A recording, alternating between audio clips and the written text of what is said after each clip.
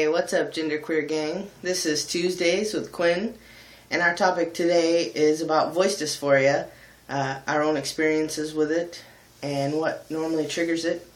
I have a lot to say about this because I am a musician and a singer. So before I really even knew what dysphoria meant, I was experiencing it, as most of us were, but especially on stage. You know, I would get up there, even when I let me start over and say I identify as a trans guy.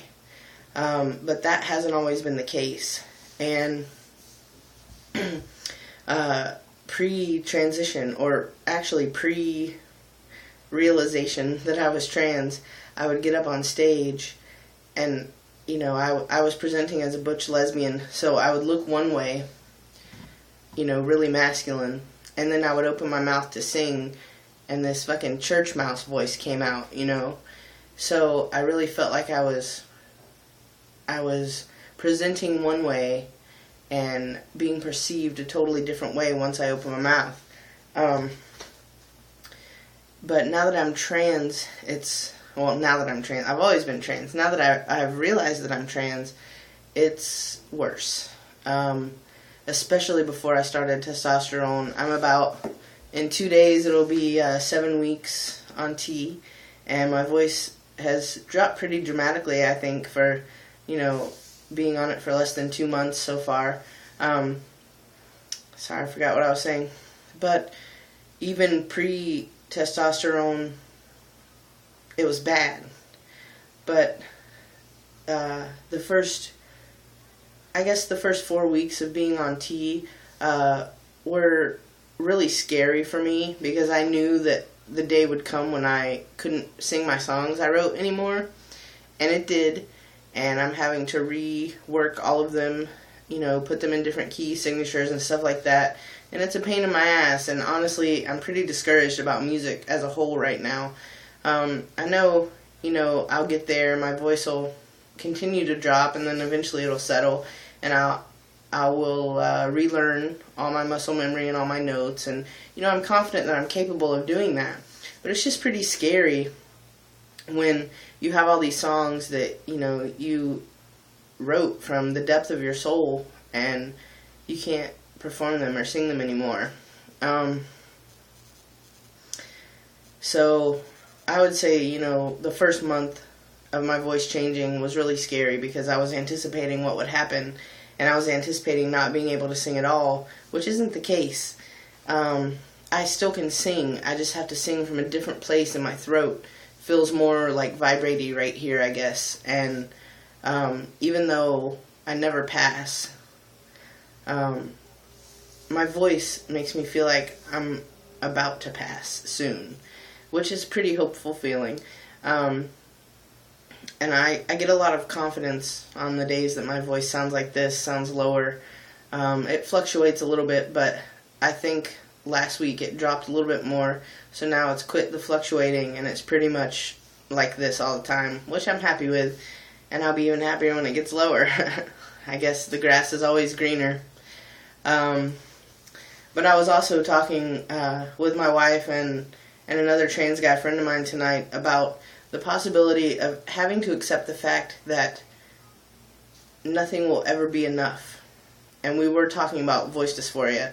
Like, my wife Carrie said that she thinks it's gotten a little bit worse since I've started T, because now every day I'm expecting a change, and when I don't get it, I'm disappointed even more. Even though I'm getting confidence from the voice deepening, it's kind of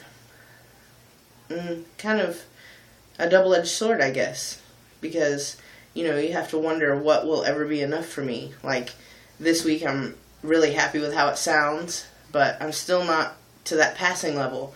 So, who knows, you know, if in a month I'll be happy with it, or in 3 months I'll be happy with it, or, you know, after a year or 2 or 5, if I'm still going to be wanting it to go deeper.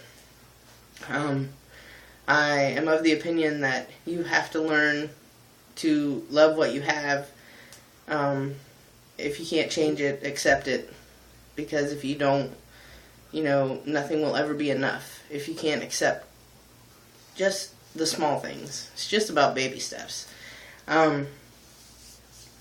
And now my voice dysphoria is almost reversing itself, which is interesting because, like, I called Geico, my car insurance company, the other day, and my voice sounded like this. And I was trying to actually make it sound higher and more feminine because I felt weird. You know, they were calling me Miss and by my birth name, and I was sounding like this, and they were even like, is this you? And I was like, yeah. So, yeah, it's pretty crazy. I definitely don't like trying to make my voice higher. I don't know why I did that, but shit happens. I think that's pretty much all I have to say on voice dysphoria. You know, testosterone is amazing, and the changes I've experienced are really beyond my expectations. They really are, and my voice is changing faster and going deeper than I had hoped in this small amount of time. But if you're pre-testosterone and you hate your voice, don't try and deepen it forcefully, because that's very bad for your vocal cords, especially if you're a singer. I guess all you can really do is just, you know, accept it until you can change it, and just learn to love yourself for the small things that you like, and let that like, you know, grow into a love. Guys, feel free to subscribe to the Gender Queer Gang channel. We're a bunch of awesome guys talking about a bunch of awesome stuff, and not only guys, they're gender fluid. So yeah, I won't get into all the titles because I'm just going to screw something up. But yeah, it's all a bunch of gender variants here. So feel free to comment and like and drop us a line. Give us some feedback, and we'll talk soon. Alright, I'll see you guys next Tuesday. Peace.